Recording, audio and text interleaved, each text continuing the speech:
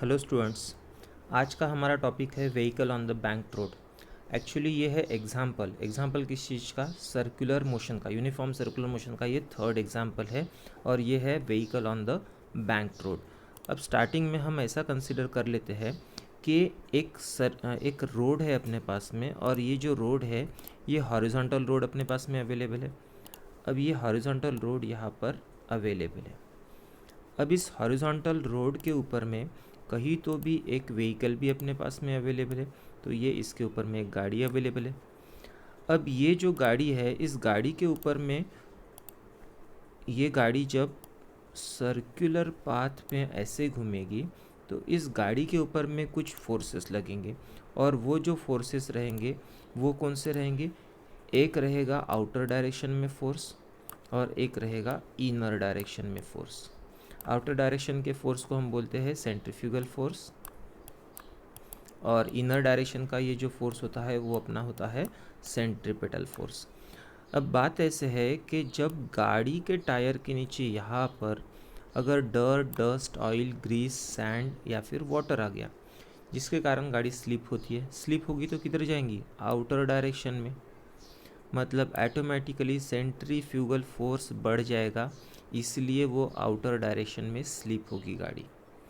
तो अब इसे रोक कौन सकता था? Centripetal force. लेकिन सेंट्रीपिटल फोर्स है कम क्योंकि गाड़ी के टायर के नीचे की कंडीशन होगी ख़राब, ऑयल, डस्ट, ग्रीस या फिर पानी की वजह से।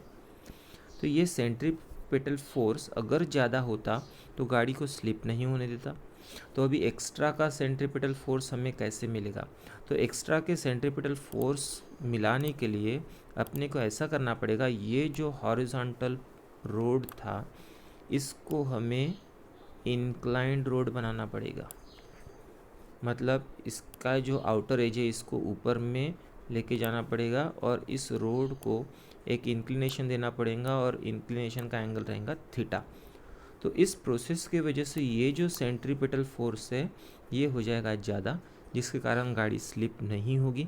तो इस प्रोसेस को हम बोलेंगे बैंकिंग ऑफ रोड और इस एंगल को बोलेंगे एंगल ऑफ बैंकिंग। तो यही अपना आज का एग्जाम्पल है।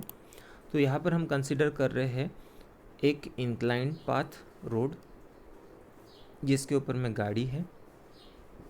अब किसी भी बॉडी का वेट डाउनवर्ड डायरेक्शन में एक्ट होता है, ये अपने को पता है। ये हो गया उसका वेट। और गाड़ी के ऊपर में बेस को 90 डिग्री में लगेंगी नॉर्मल रिएक्शन, ये होगी नॉर्मल रिएक्शन। तो इस पूरे सिस्टम में दो ही मेन फोर्सेस अपने पास में अवेलेबल है, एक है wait of the vehicle and another is normal reaction. अब ये नॉर्मल रिएक्शन कैसे? इंक्लाइंड है, इंक्लाइंड होने की वजह से हम करेंगे इसको स्प्लिट अप। तो जिसके साथ में थीटा लगकर है वो कंपोनेंट बन जाएगा एन कॉस थीटा, जिसके साथ में थीटा लगकर नहीं है वो कंपोनेंट बन जाएगा एन साइन थीटा। अब और एक चीज़ हम देखेंगे कि ये जो वेट है, वेट को कौन बैलेंस कर रहा है? N cos theta. ठीक है, एन कॉस थीटा वेट को बैलेंस कर रहा है। अब दूसरा कंपोनेंट बचा है एन साइन थीटा, वो किधर में है? इनर डायरेक्शन में। गाड़ी की टर्न ऐसे है तो ये होगी इनर डायरेक्शन, और इनर डायरेक्शन में जाने वाले फोर्स को हम बोलते हैं सेंट्रीपिटल फोर्स। तो सेंट्रीपिटल फोर्स यहाँ पर कौन प्रोवाइड कर रहा है? एन साइन थीटा प्रोवाइड कर रहा है सेंट्रीपिटल फोर्स। तो देखो एन साइन थीटा क्या प्रोवाइड किया इसने? Centripetal force. तो N sine theta equal to हम क्या लिख सकते हैं? M R omega square. इसको हम M we square by R ऐसा भी हम लिख सकते हैं। और एक चीज़ मैंने आपको बता दिया कि ये जो एन कॉस थीटा किसको सपोर्ट कर रहा है, बैलेंस कर रहा है? वेट को। तो ये भी हम लिखेंगे कि N sine theta N cos theta balances weight of the vehicle. तो N cos theta equal to क्या हो गया? M G. अब ये दो इक्वेशन आ गए, एक साइन वाली इक्वेशन, एक कॉस वाली। साइन बाय कॉस टैन होता है अपने को पता है, और टैन फॉर्मुलेट करने के लिए अपने को पहले इक्वेशन को दूसरे इक्वेशन से डिवाइड करना पड़ेगा।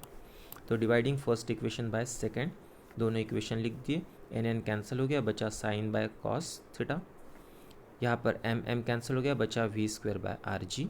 Sign theta by cos theta होता है tan theta, equals to v square by r जी।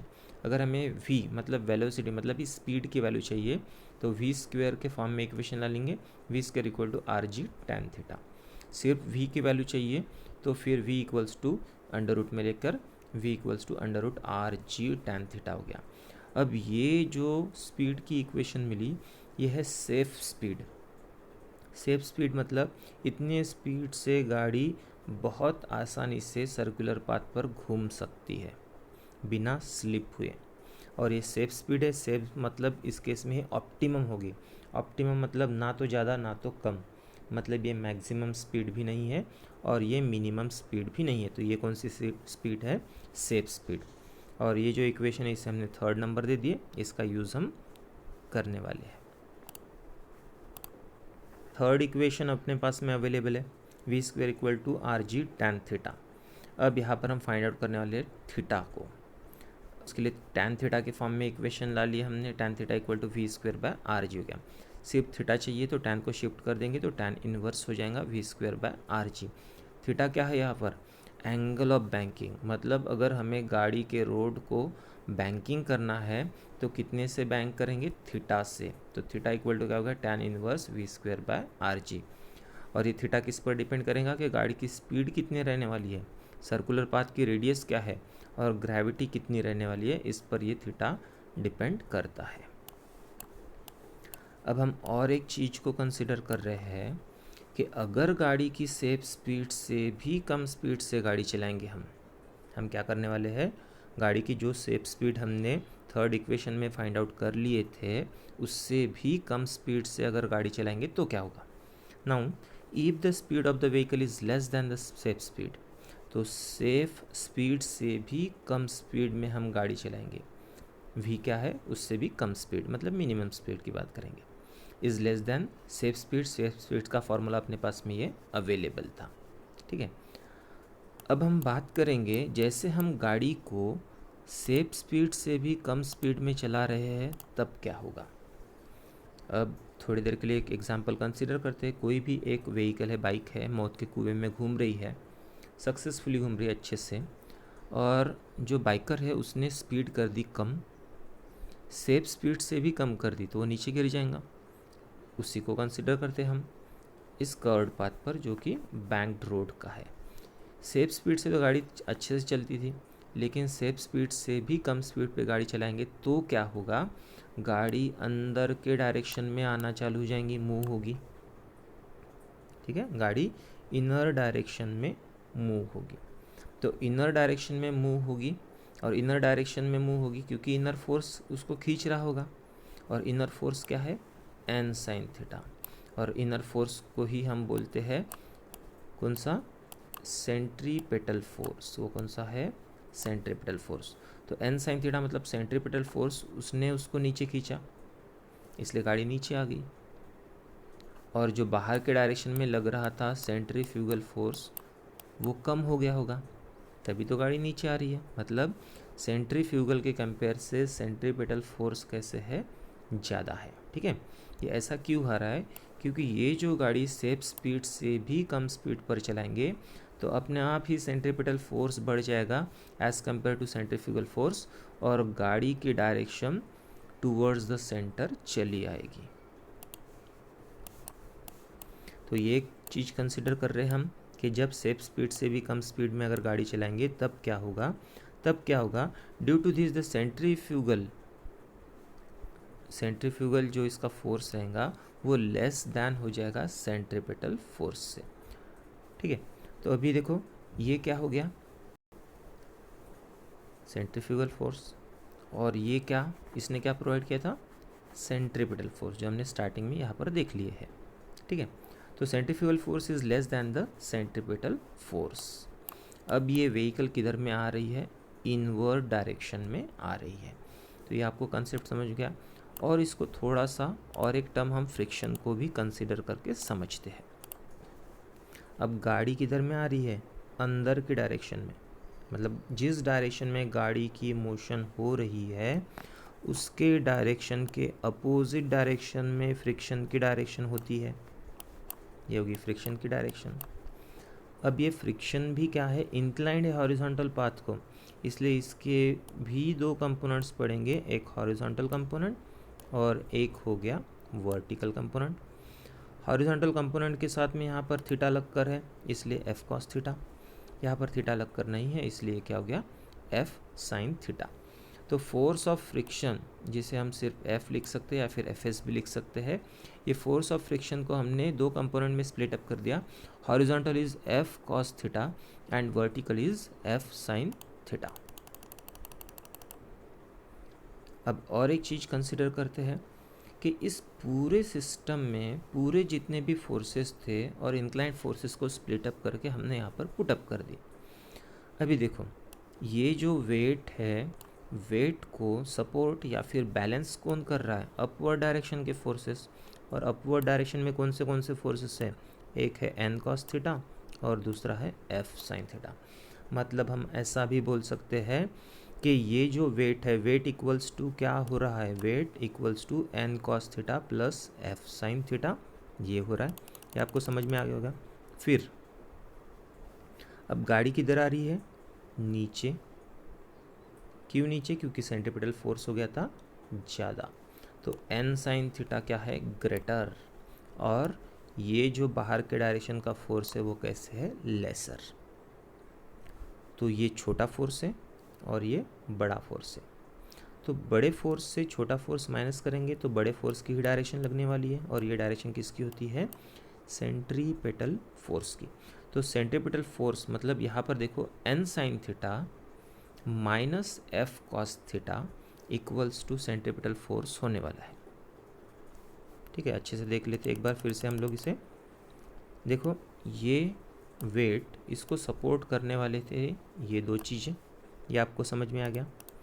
अब गाड़ी जा रही है डाउनवर्ड डायरेक्शन में, ठीक है, घूमने वाली बात नहीं कर रहे, वो नीचे फिसल रही है, ऐसा बात कर रहे हैं। तो इसके वजह से इनवर्ड डायरेक्शन का फोर्स ग्रेटर हो जाता है as compare to outward direction का फोर्स।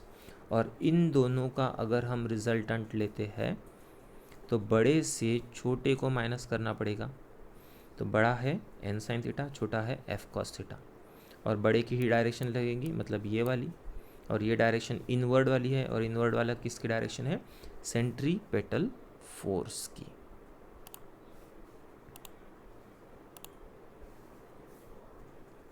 कि weight of the vehicle is balanced by N cos theta and F sine theta. Downward direction में वेट लग रहा था और अपवर्ड डायरेक्शन में दो फोर्सेस थे, एन कॉस थीटा और एफ साइन थीटा।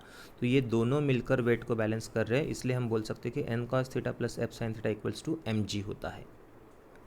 इसके बाद में और एक चीज़ हमने बोली थी कि सेंट्रीपेटल फोर्स, वो अगर फाइंड आउट करेंगे तो बड़े से छोटा फोर्स हम माइनस कर रहे हैं। तो बड़ा फोर्स था एन साइन थीटा, छोटा फोर्स था एफ कॉस थीटा। दोनों को माइनस करते हुए जो भी डायरेक्शन रहेगी इनवर्ड रहेंगी, और इनवर्ड डायरेक्शन किसकी रहेंगी, सेंट्रीपेटल फोर्स की। तो इसलिए हमने यहाँ पर लिख दिए m we square by r, क्योंकि सेंट्रीपेटल फोर्स भी क्या होता है, m we square by r होता है। अब चौथी और पाँचवीं इक्वेशन अपने पास में अवेलेबल है। अब यहाँ पर हम क्या करने वाले हैं, ये जो फिफ्थ इक्वेशन है इसको हम डिवाइड करने वाले हैं फोर्थ इक्वेशन से। तो हमने यहाँ पर लिख दिया फिफ्थ इक्वेशन ऊपर में, और उसको डिवाइड कर दिए फोर्थ इक्वेशन से नीचे में। ठीक है, यहाँ से एम एम कैंसिल हो जाएगा, तो v square by r g हो गया left hand side as it is. और एक हम इसमें एडजस्टमेंट ऐसे करने वाले हैं कि ये जो है टर्म, लेफ्ट हैंड साइड वाली टर्म, हर एक टर्म को हम डिवाइड करने वाले हैं एन कॉस थीटा से। तो देखो एन साइन थीटा यहाँ पर लिख दिया, उसको डिवाइड कर दिए एन कॉस थीटा से। एफ कॉस थीटा लिख दिया, उसको डिवाइड किए एन कॉस थीटा से। एन कॉस थीटा लिख दिया, इसको डिवाइड किए एन कॉस थीटा से। यहाँ से एफ साइन थीटा लिख दिया, उसको भी डिवाइड किए एन कॉस थीटा से। हर टर्म को हमने एन कॉस थीटा से डिवाइड किया। यहाँ पर भी डिवाइड कर सकते थे, दोनों का कैंसिल ही हो जाता, तो फाइनली यही बचता, इसलिए इधर में नहीं किया हमने डिवाइड। अब ध्यान दो, इधर में N N cancel, sine theta by cos theta क्या होता है, tan theta. F by N as it is, cos cos हो गए कैंसिल।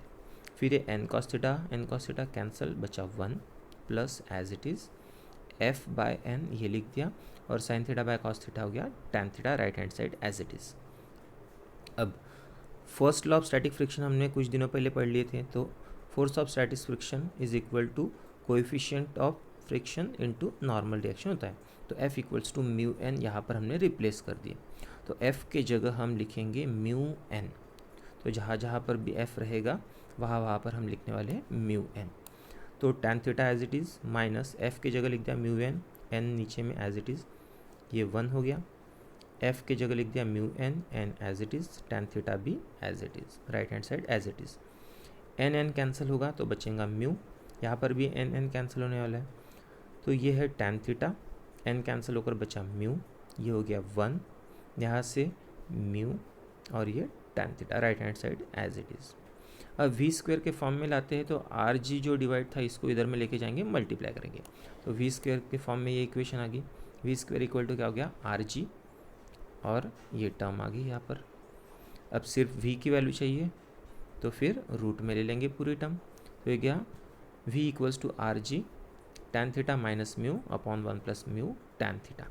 तो ये जो स्पीड आ गई सेप से भी कम स्पीड थी, क्योंकि स्टार्टिंग में हमने कंसिडर किए थे कि consider the speed is less than shape speed.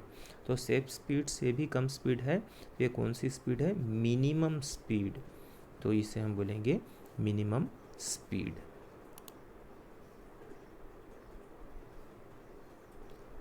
Maximum speed भी इसमें आती है, वो नेक्स्ट वीडियो में आपको पढ़ने के लिए मिल जाएगा।